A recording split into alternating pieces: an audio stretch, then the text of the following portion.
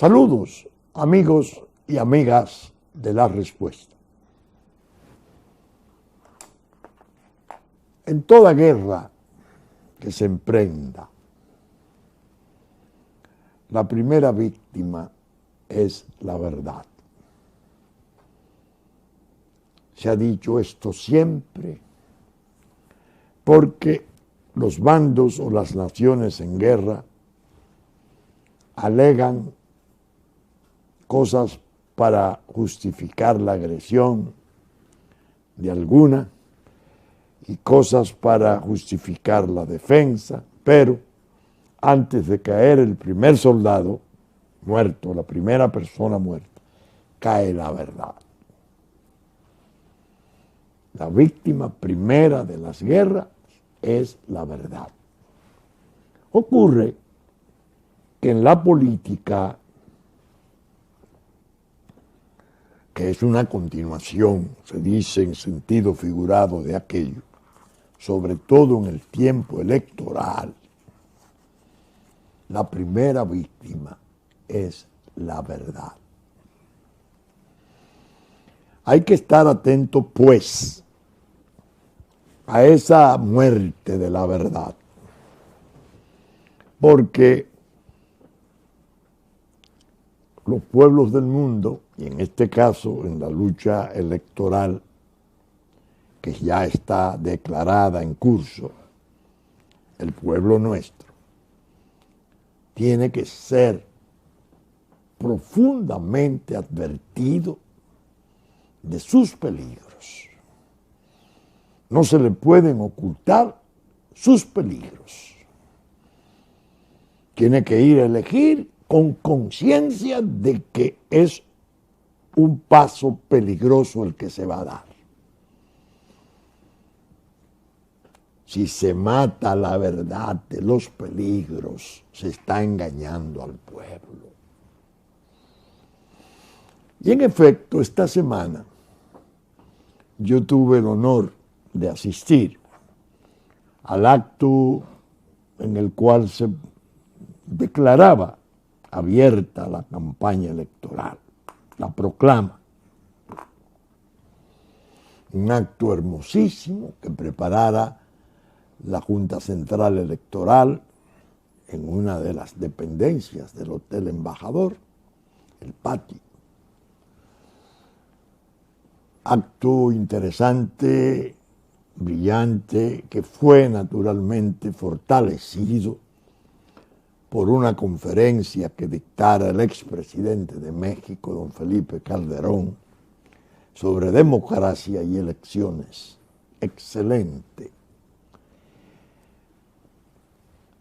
Estuve sentado junto a los demás presidentes de los llamados partidos menores, amigos todos, que casi todos asistieron.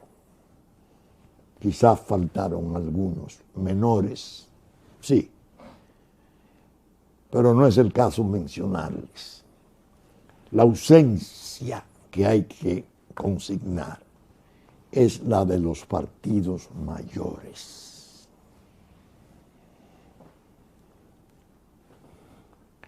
Yo me quedé cavilando cuando el presidente de la Junta Central Electoral pronunciaba las palabras de cierre y me decía íntimamente: qué desgracia la nuestra. Cómo nos han envenenado, cómo nos han separado, nos han desvertebrado. Qué poder tan tremendo el de la geopolítica para desorganizar y anarquizar cuando sea necesario un proceso tan delicado como son las elecciones.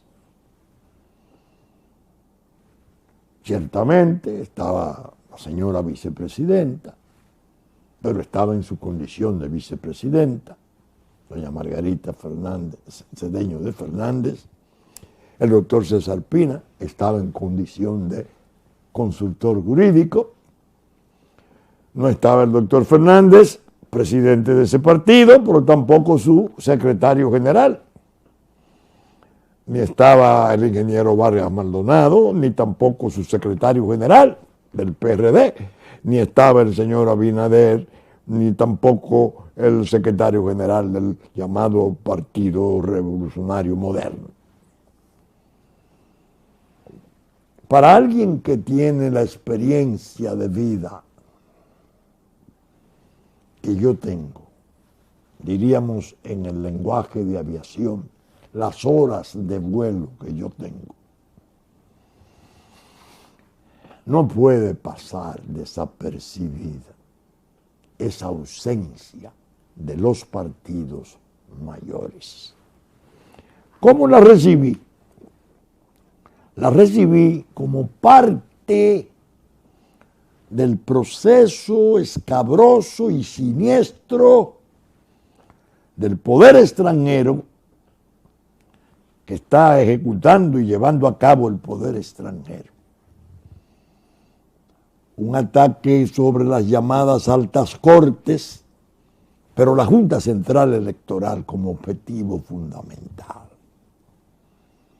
Un organismo que ha ganado tanto prestigio que desde el Ecuador, y su presidente don Rafael Caldera así lo confesó abierta y públicamente, hasta algunas naciones de Centroamérica han venido y han llevado y han procurado la asistencia de este organismo nuestro, especialmente su presidente, Roberto Rosario, un hombre de enorme integridad que en el año 2012 salvó a la República de un desorden institucional sin nombre, algo que pudo haber sido la pérdida de la paz y diríamos, el caos institucional que quizás el poder extranjero estaba ya impulsando. A punto, a las 10 de la noche ya estaban todos los signos para un gran desastre.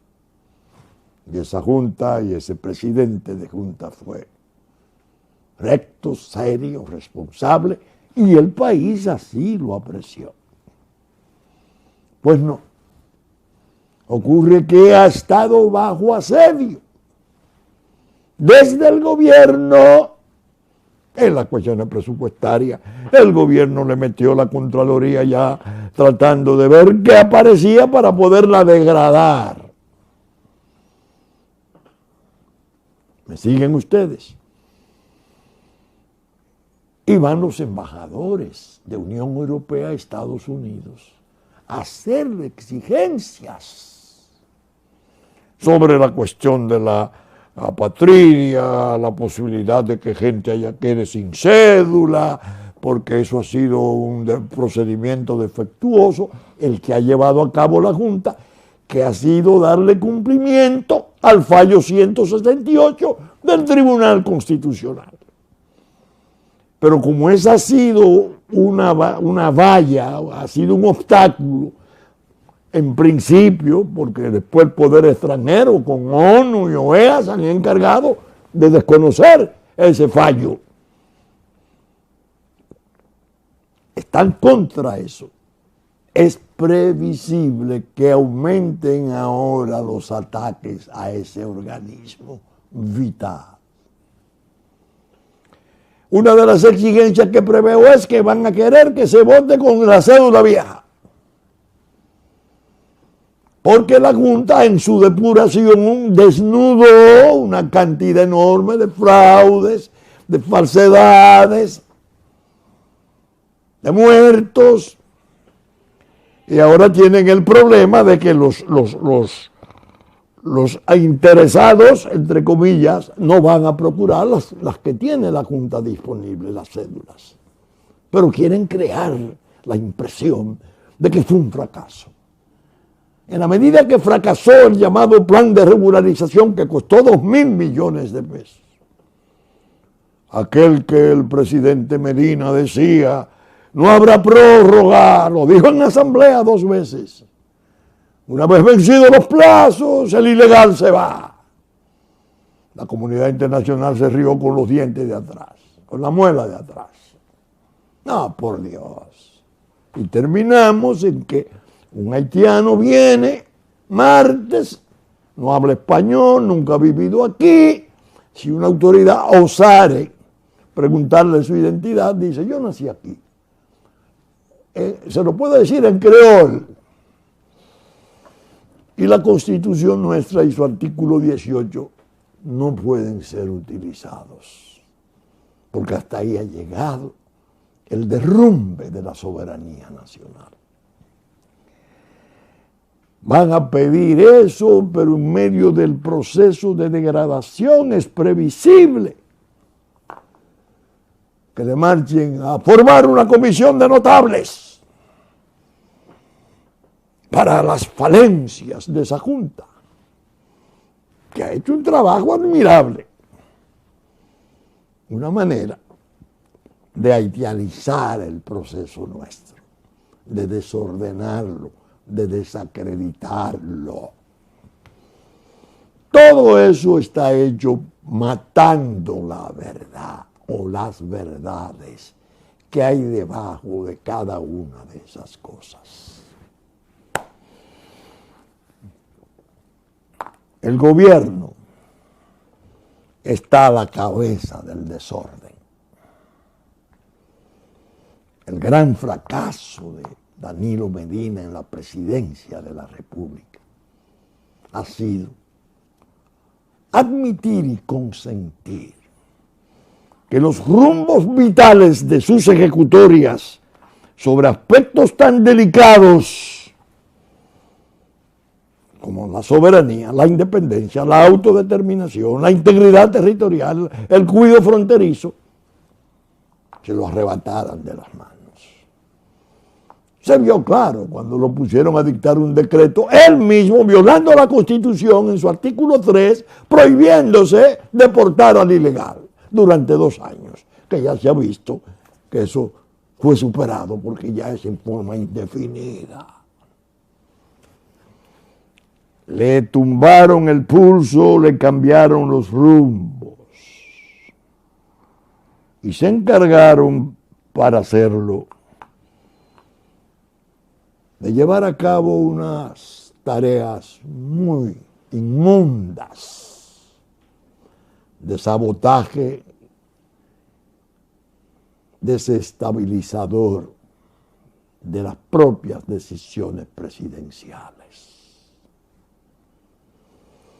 Yo le decía a unos periodistas jóvenes muy amables, Luis Miñoso, Colombia Alcántara e Iván, que abrieron el programa, están ahora al frente del programa Diálogo Urgente, todas estas cosas.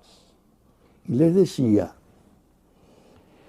que lo peor que puede un presidente padecer es un asesoramiento defectuoso, perverso, que tenga agendas propias, ajenas a la verdadera agenda país, que es a la que el presidente de la República debe obedecer.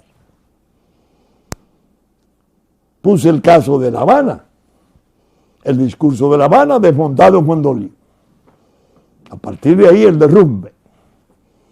El informe del Departamento de Estado hablando de falta de transparencia de la oficina presidencial. Los veedores del injerto del poder extranjero en el gobierno y la llamada participación americana o participación ciudadana. No sé si ya reajustaron el nombre. Se encargaron de hacer esa denuncia. ¿Para qué? Para debilitar al presidente de la República en sus decisiones. He dicho muchas veces, si él le hubiese dicho Ban Ki-moon en Panamá, lo que dijo en La Habana, Ban Ki-moon se hubiera ido con el rabo entre las piernas, porque la comunidad internacional va hasta donde le dejan llegar. ¿Qué vino en cambio? La reelección, sin referéndum.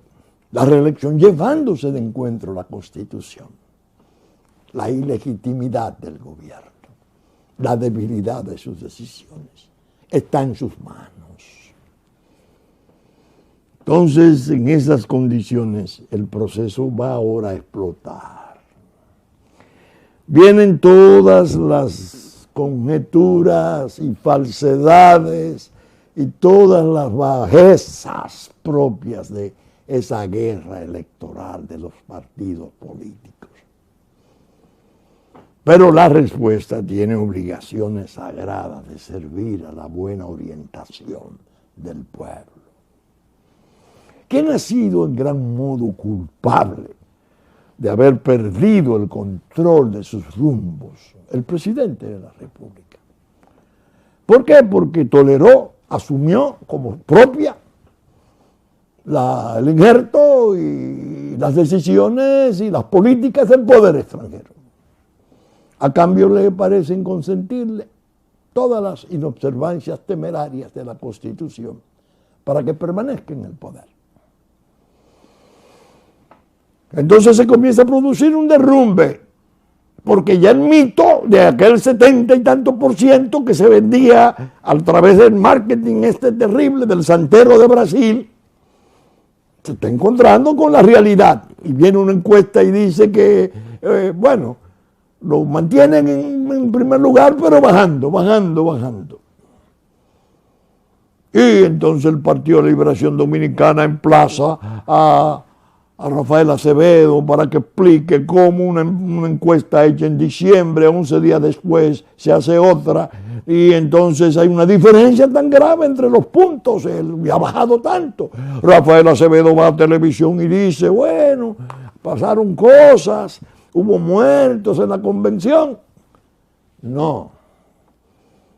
La planta clandestina de $2.000 millones en tierra de Vicini, que el Estado se compromete en un acuerdo a comprar toda la energía que produzca, y si no puede comprarla, tiene que comprar la planta. Oigan qué acuerdo, con una cláusula de confidencialidad. La lista de los accionistas de la compañía de carpeta que figura favorecida por ese contrato no se conoce. No se sabe el fondo offshore del Gran Caimán, de dónde venían los fondos para eso. Son sombras graves. Eso no es cuestión de simple pérdida de transparencia. ¿Qué van a reventar? Yo le decía a los jóvenes de Diario Urgente, más que sombras, eso es un tumor. En medio de esto viene el premio Pedro Enríquez Ureña, nuestro intelectual más sólido, más emblemático. Premio Nacional de Literatura a Mario Vargas Llosa. Mario Vargas Llosa, por Dios, el que era peruano, el racista que le despreciaba a Toledo, el cholo, que perdió las elecciones y se hizo español, y vota a las mujeres y no se sabe qué tía, qué prima fue. Bueno, una cosa horrible. El hombre que en el país publicó horrores contra el país, acusando a República, al pueblo dominicano, que no al gobierno. Nazista, le puso los signos de los nazis, de Hitler a la isla. Nosotros somos lo peor del mundo, el apartheid del Caribe. El gobierno de Danilo Medina decide darle el premio mayor de la literatura, con nuestro exponente más distinguido, más importante, que lleva su nombre ese premio, Pedro Enríquez Ureña. ¿A qué viene? ¿A qué viene? Yo sostengo, ojo al Cristo, en el año 1934, se inscribió en Noruega, donde está la sede del premio Nobel, el nombre de Rafael Leonidas Trujillo Molina, para otorgarle el premio Nobel de la Paz, junto con el presidente haitiano, Etienne Benzat. Los americanos entendían que como Trujillo era en el fondo un infante de marina que ellos habían dejado en el 30, se iba a producir el plan de la fusión.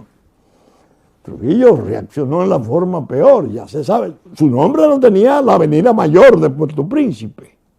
Oiga cómo era el asunto. Cuando Balaguer se rehúsa a los 19 campamentos de 20.000 habitantes cada uno, le dice, entre otras cosas, en cuanto a los reconocimientos internacionales, no me interesan, no los necesito. Parece que al viejo lo habían tentado. Si este premio Nobel, Vargas Llosa viene y comienza a sugerir un premio Nobel para cuanto se ha hecho frente a Haití, ¿para quién? Para el presidente de la República. Yo digo, Dios mío, la tragedia no puede llegar a esos términos, porque ese es el equivalente al título de Marqués de la Carrera que le diera España a Pedro Santana cuando la anexión. Sería una experiencia espantosa, históricamente horrible. Sin embargo, en el acto de proclamación, todo lo que aparecía atrás era Teresa de Calcuta, premio Nobel. Martin Luther King, premio Nobel. Mahatma Gandhi, premio Nobel. Rigoberta, todos los premios Nobel estaban apareciendo detrás subliminalmente. Parece que el brasileño está tratando de aumentar el trabajo terrible y tóxico del halago, que es lo que ha perdido a Danilo Medina. Lo engatusaron y se lo ha creído. Se cree mesiánico, insustituible, no sabe a quién dejarle esto. Esto es desgraciado. Es una especie de patología del poder que para la República puede significar una gran desgracia. Ahora bien, yo prometí, y esto en favor de los hermanos compatriotas del exterior, sobre todo la costa este de Estados Unidos, que tanto admiran y reportan la respuesta, que iba a pasar el discurso de nuestro doctrinario mayor en la cuestión de la problemática haitiana, Manuel Núñez, candidato a diputado de la Fuerza Nacional Progresista y del Polo Soberano, en un acto que hicimos interesantísimo, en que hubo otras intervenciones valiosísimas, pero la de Manuel Núñez yo les recomiendo, óiganla, atiéndanla, que con Manuel se aprende bien lo que ha ocurrido y lo que puede ocurrir en ese drama. Veamos. Ayer decía Pelegrín en la universidad que el problema haitiano en la República Dominicana no es un problema migratorio. Y no lo es un problema geopolítico. Yo creo que cuando se habla de problema migratorio, muchas veces la gente comienza a compararlo con otras situaciones y eso no contribuye desde luego a darnos la dimensión exacta del problema. Yo creo que es muy buena reflexión, le decía Pelegrín, porque hay que enfocar el problema en la situación en que estamos viviendo ahora, que es la de un país ocupado. La de un país ocupado que tiene que, para poder salvar su nacionalidad, trabajar en la desocupación del país. Yo he hecho algunas reflexiones, desde luego no la voy a leer, sino leeré solamente algún pasaje, pero en la concepción general que tenemos en el Polo Soberano, hemos hecho la reflexión de ver que los 4 pilares que sirven de asiento a la soberanía nacional, al Estado dominicano, los 4 pilares fundamentales del Estado nacional, que son el reconocimiento internacional, el gobierno, la población y el territorio. En cuanto al reconocimiento internacional, la República Dominicana se le ha impuesto un discurso acusatorio Se le han colocado banderillas alimentadas con estereotipos por las ONGs, por un conciliado de fuerzas internacionales, grupo de países, el CARICOM, la Cancillería haitiana, desde luego, que han tratado de crearnos una imagen internacional que pueda hacer posible una intervención extranjera en la República Dominicana. El segundo aspecto de lo que es ese Estado nacional es el gobierno. El gobierno, desde luego, está colaborando con esa agenda internacional, con un conjunto de leyes, de disposiciones que han llevado a reconocer como dominicanos a los hijos de extranjeros no residentes en la República Dominicana, algo sin precedente. Pero además el gobierno ha estado en operaciones tan riesgosas como la de firmar un tratado, un convenio con los Estados Unidos, que en la planificación del presidente Medina debíamos estar hoy en día ocupados por fuerzas extranjeras. Luego está, naturalmente, por parte de ese gobierno, la incapacidad de los dispositivos de los que dispone el Estado, que son los dispositivos militares, que a ojos vista no funcionan porque el país está cada vez más ocupado por extranjeros indocumentados, los dispositivos diplomáticos que tampoco funcionan porque cada vez somos condenados en el extranjero. El otro aspecto de esta situación del Estado Nacional lo compone la población. La población ha sido suplantada en un proceso de desnacionalización masiva del empleo, en la agricultura, en la construcción, en los servicios, en todos los elementos de productividad elemental y desde luego en los grandes yacimientos de empleos que crea el Estado a través de las obras públicas, lo cual realmente es escandaloso. Y finalmente tenemos el territorio. El territorio está siendo sometido a un proceso de ocupación por parte de estas poblaciones. Hay más de 500 batalles, hay todo un proceso de ocupación de tierra del Estado. No tenemos la cuantificación, pero es enorme la cantidad de tierra ocupada. Y al mismo tiempo a un proceso de depredación.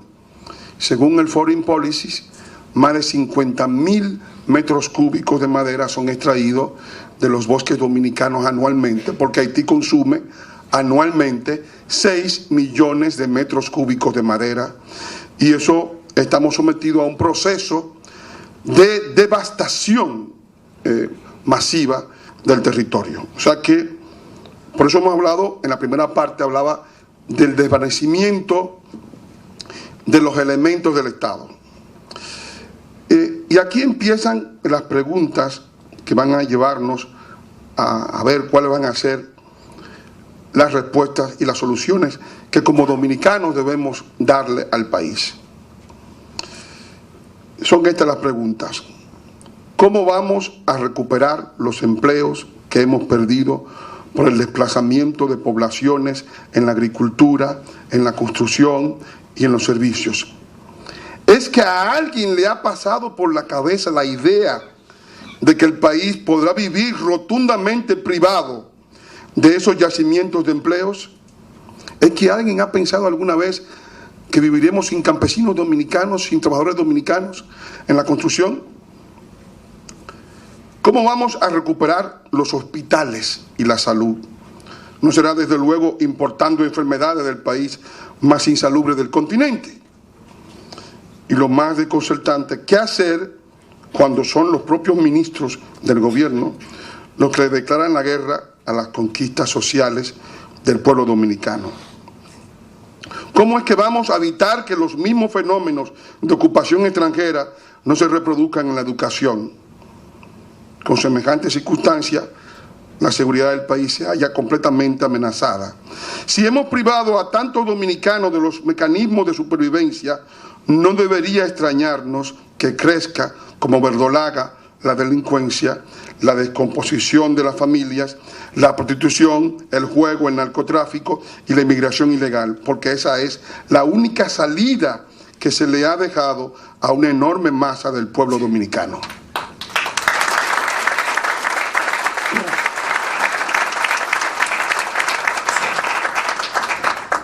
Finalmente, una última pregunta. ¿Cuáles son las soluciones de las fuerzas congregadas en torno al pueblo soberano? Primera solución. Para responder a los dos desafíos fundamentales, el desafío demográfico, que representa el desplazamiento de trabajadores, de enfermos, de parturientas, de niños que amenazan todas las conquistas sociales, y para responder al desafío medioambiental que conduce al sacrificio de nuestros parques y de nuestros bosques nacionales, de los cuales, según el Banco Mundial, se extraen más de 50.000 toneladas anuales de madera para alimentar las necesidades de Haití, proponemos, la primera medida del polo, la construcción de un muro que contenga la marejada de población que huye del estado más pobre del continente, que proteja los bosques dominicanos, que le diga al mundo que los dominicanos no vamos a asumir un estado binacional.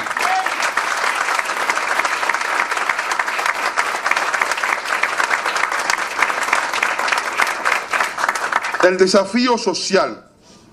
No puede aceptarse la idea de que los dominicanos permanecerán privados permanentemente de los empleos de la agricultura, la construcción, los servicios, el turismo, que la suplantación de nuestra población deberá ser un hecho irreversible. Proponemos, en consecuencia, la nacionalización del empleo que detenga la degradación de la vida nacional y el proceso de descomposición que destruye la paz social, la seguridad, la esperanza y la felicidad de nuestro pueblo.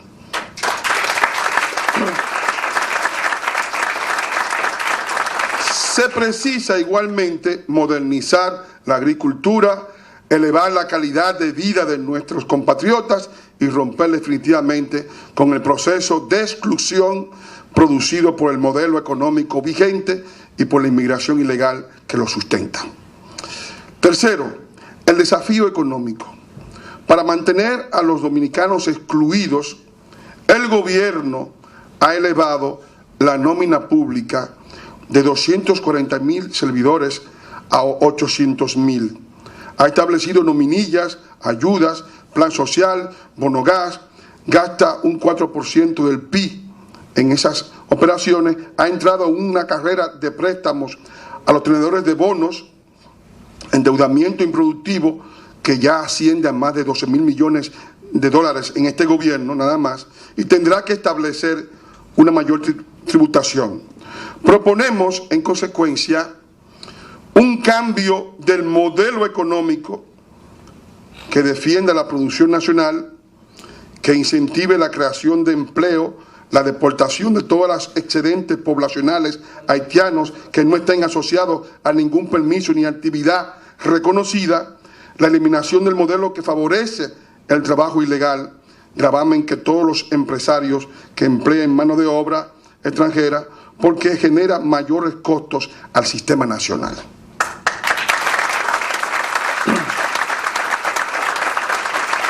Tenemos igualmente el desafío tecnológico, educativo y cultural. En todas las evaluaciones internacionales de nuestro sistema educativo se revela que en la enseñanza de la lengua, en matemáticas y muy particularmente en el conocimiento de la historia, la educación dominicana se halla a la saga del resto del continente. La escuela no enseña a leer, ni a escribir, ni a contar, ni a pensar, y tampoco forma un ciudadano que ama a su país. Proponemos, primero, el libre acceso a la cultura, a la información, a la educación de calidad, basado en los valores nacionales del pueblo dominicano. Necesitamos, desde la política pública, promover la libertad de información tecnológica contrarrestar las inmensas desigualdades que plantea la privación de la Internet y de la educación a todos los dominicanos. El desafío sanitario. El país no puede seguir gastando el 40% de todo su presupuesto en la salud de los inmigrantes ilegales haitianos, ni puede seguir importando enfermos del territorio más insalubre de América. Se pone a dos problemas. Primero, a hundir el sistema de seguridad social, cosa que será posible porque el gobierno acaba de aprobar la integración a la seguridad social contributiva de los 288.000 haitianos que le ha dado residencia, lo cual evidentemente lo ha hecho sin tomar en cuenta el trabajo, sino tomando en cuenta que son inmigrantes, y al introducirlo sin tomar la variable de trabajo podría llevar a la ruina todo el sistema. Proponemos un sistema de control interno de la población extranjera, la obligatoriedad de documentación para el acceso a los centros de salud, el cierre definitivo de la inmigración sanitaria y un programa de saneamiento de los enclaves turísticos. Cuarto, el desafío internacional. La imagen en el exterior de la República Dominicana ha sido seriamente dañada por la Cancillería haitiana y sus aliados que nos quieren traspasar sus problemas, por las ONGs, peones de la política exterior de otros estados, y por sus aliados que constituyen el enemigo interior. Proponemos una nueva política exterior dominicana fundada en la defensa de la soberanía, en la autodeterminación del pueblo dominicano y en el rechazo de compromisos extraterritoriales y extranacionales con el Estado vecino. Haití no es un problema interno de República Dominicana.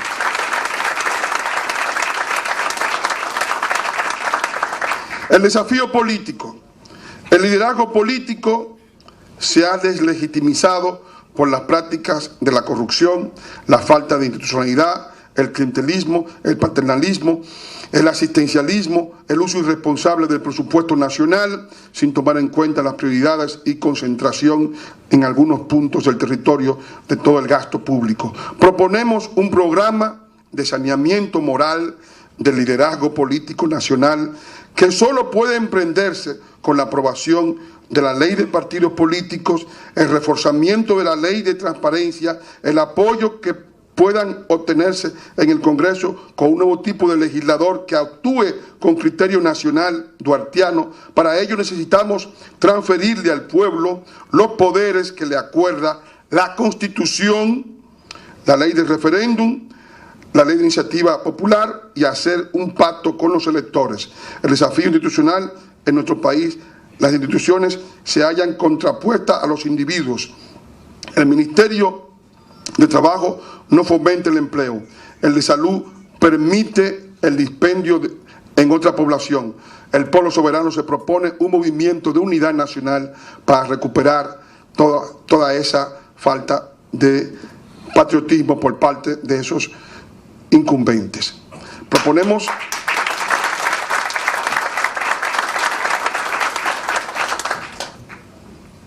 el Polo Soberano se convertirá pues en una plataforma legislativa y social para devolverle al pueblo dominicano las conquistas sociales amenazadas por la ocupación extranjera, la corrupción y la desidia del poder político.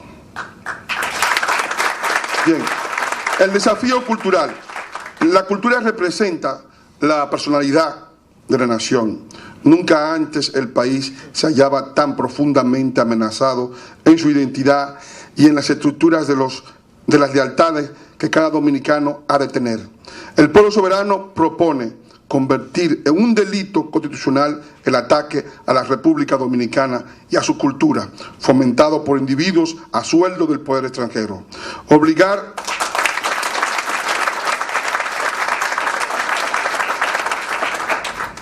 Obligar a todos los incumbentes del sector turístico a utilizar los productos culturales dominicanos en más de un 80%.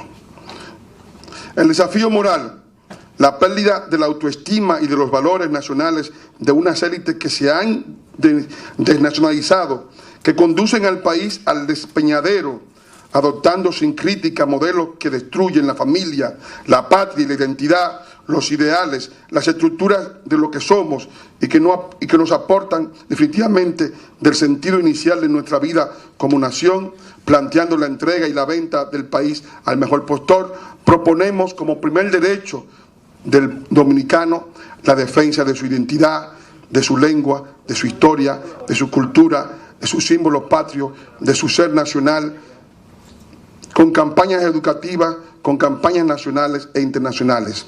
Necesitamos devolverle a los dominicanos las conquistas sociales, sus empleos, sus hospitales, sus escuelas, su dignidad. Para devolverle la soberanía conculcada al pueblo dominicano, para recuperar su territorio devastado por las necesidades del extranjero que penetra y destruye más del 50% de sus bosques, para encontrar el camino bueno, que es el de la lealtad a la Constitución y a las leyes, el de la independencia y la lealtad a los fundadores del Estado dominicano, a todos los próceres que se sacrificaron para legarnos una patria independiente, desde el padre fundador de la República, Juan Pablo Duarte, hasta el héroe de la Restauración, Gregorio Luperón. Nunca antes se había renunciado tan olímpicamente al patriotismo. Nosotros nos proponemos defender al pueblo dominicano de la destrucción de nuestra sociedad, para preservar la soberanía, para proteger la vida y los valores de la familia amenazados como nunca antes, para defender las conquistas del pueblo y para velar por la seguridad del pueblo dominicano.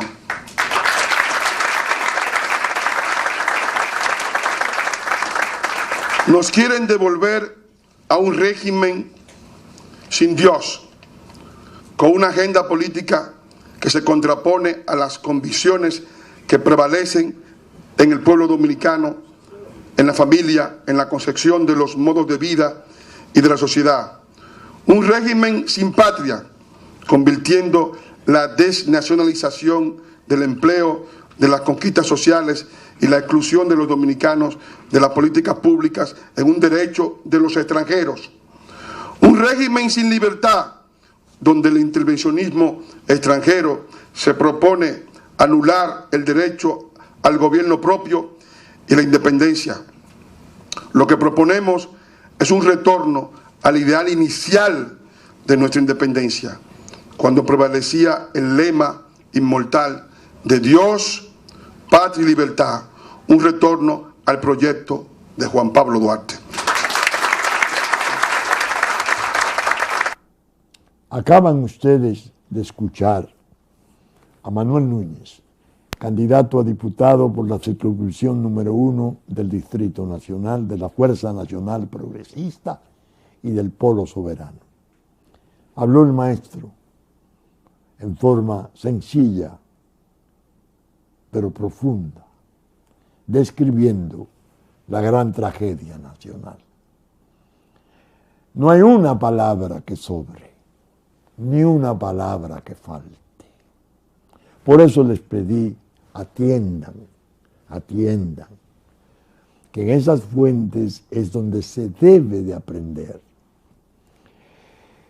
Naturalmente, él hacía esa descripción que está contenida en libros que ha escrito formidables. La dictadura del débil, el ocaso de la nación dominicana de hace muchos años. Y es un verdadero maestro. Y quisimos en la respuesta alojarlo para el aprendizaje del pueblo. Ahora bien, el polo soberano abierto por nosotros, la convocatoria de las fuerzas vivas, sociales, más variadas del país, la formulamos nosotros desde la Fuerza Nacional Progresista. Recuerden que fue el pequeño partido que convocó el Frente Patriótico en el 95, que don Juan y el doctor Balaguer consagraran. Es la misma fuerza de testimonio, pero ya armada de otras preocupaciones, porque el proceso de desintegración nacional, de entrega, ha llegado muy lejos. Tenemos un candidato estupendo, con cualidades como describía en el pasado programa, increíbles, personales, culturales. La serenidad, la profundidad, la honradez, la comprensión de las magnitudes de los trastornos.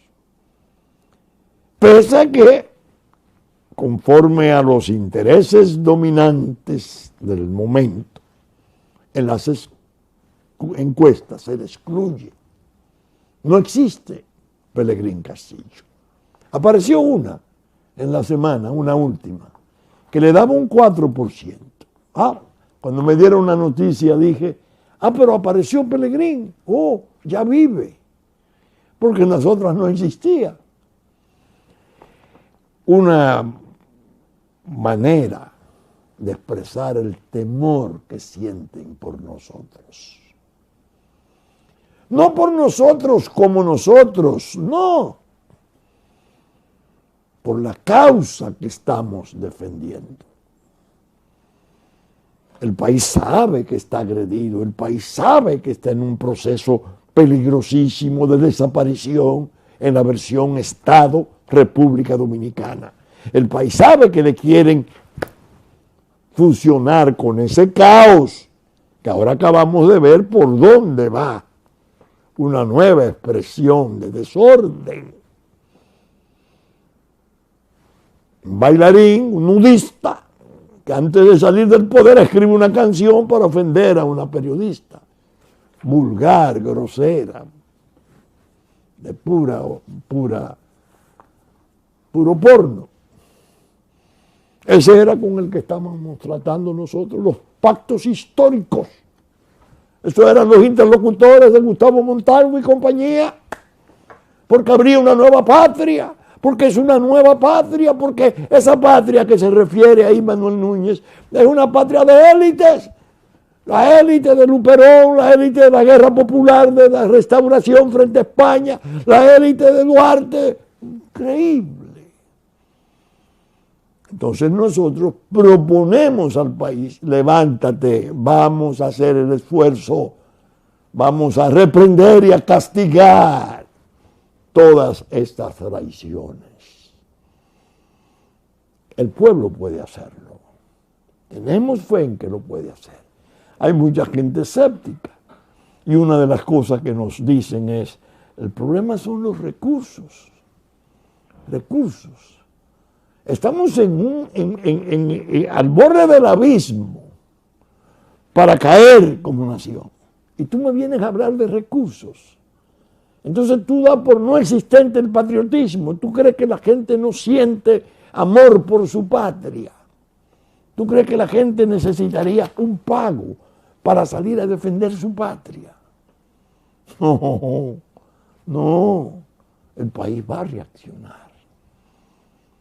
Sus hombres, sus mujeres, no importa la edad, están cada vez más conscientes del desastre. Esta última prueba de Vargas Llosa, la ignominia del premio Vargas Llosa, yo le decía a un grupo de amigos, señores, denme una explicación teológica, búsquenme una explicación especialísima para describir ese paso. ¿Y cuándo viene? Para entregarlo el 30 de abril, el 23 de abril, es decir, menos de un mes antes de unas elecciones. Danilo Medina y su gobierno premiando al hombre que ofendió gravemente a la República, al pueblo dominicano. ¿Ustedes creen entonces que es oportuno el premio? ¿Le va a hacer bien electoralmente? Ustedes están convencidos de que el país está tan anonadado, tan aplastado, que lo han convertido en un guiñapo, que no es capaz de decir, no, un momento, ese hombre nos ofendió gravemente. A ustedes no le dijo nada como gobierno. No le podían decir nada como gobierno porque el gobierno es parte parte activa de la traición. Fue a nosotros los dominicanos que ese hombre nos ofendió. ¿En nombre de qué y con autoridad de quién ustedes le otorgan un premio a quien nos ofende? Yo decía, yo soy cristiano católico. La oración mayor nuestra indica, el Padre Nuestro. Perdona nuestras ofensas, como nosotros perdonamos a quienes nos ofenden. Bien, hasta ahí bien. Pero no nos manda a premiar a quienes nos ofenden. Ya eso es cinismo, ya eso es descaro. ¿Por qué? Porque ellos quieren, señores, ellos quieren probarle al mundo que esto no es un país, que esto no es una patria, que no es verdad, que es una ficción la nación. Aquí no hay referente ni sentido de moral, el orgullo nacional, nada de eso existe, no hay dignidad, no hay nada. Es una tribu como la vecina. Miren, este que lo ofendió, miren ahí con el aplauso, y el gobierno no premia. Entonces nosotros decimos, señores, vamos a reaccionar. Aquí está la alternativa. Tengan este candidato. Examínenlo. Que está bajo ataque de los intereses que él no transigió. Él llega al Ministerio de Energía y Minas y lo primero que hace es, al revisar las concesiones de exploración petrolera, decir, bueno, ¿y esto qué es? Vicini pretendiendo una prórroga, tenía hacía décadas esas concesiones sin hacer nada, él se negó. Él no quiere ni admite el binacional Quisqueya, no mixto, sino en manos de mafias y de Haití. Él se opuso a la cuestión de la planta de gas de Andrés. No, este es un hombre que no se puede, ignórenlo, bórrenlo, no existe. Pero el pueblo sabe dónde está Pelegrín y dónde estamos nosotros, como Fuerza Nacional Progresista, dándole el servicio eminentísimo al país de la defensa. Porque desertaron todos aquellos que tenían obligaciones de defender al pueblo dominicano, comenzando por el sistema de partidos políticos. Por eso, esa ausencia, vuelvo a la guerra y la muerte de la verdad, del acto de proclamación de la proclama electoral, me llenó de pena. Qué desgracia, qué desgracia. Es temor al poder extranjero. No se atreven a dar un paso al frente, a decirle a ese organismo, sí, nosotros confiamos en ustedes. Podemos tener diferencias, pero ustedes no son un organismo a desechar, ni a degradar, ni a infamar. No, no aparecen. No aparecen.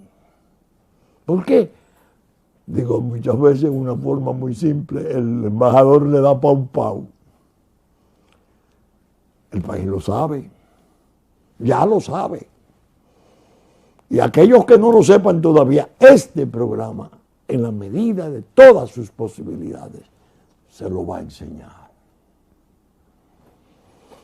Bien, saben ustedes que estamos saliendo por Super Canal 33, 3 del cable, a las 11 de la mañana de domingo, que ya nos anticipó en Puerto Plata, Musavisión, a las 9 de la mañana de domingo, como TV3, TV Plata, a las 10 de la mañana de domingo, Telefuturo, Canal 23, a las 8 de la mañana de domingo,